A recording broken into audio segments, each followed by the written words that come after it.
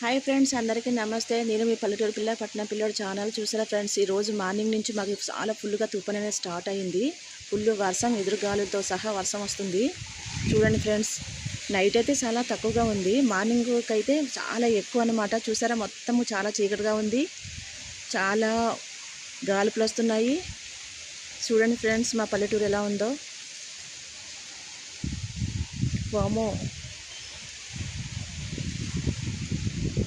చాలా దారుణంగా అయితే ఉంది మాకు రంపచోడవరంలో వర్షాలు.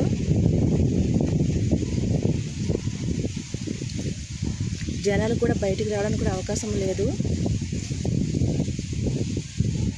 చూడండి ఫ్రెండ్స్, ఒక్కరు కూడా కనిపించట్లేదు కదా బయట.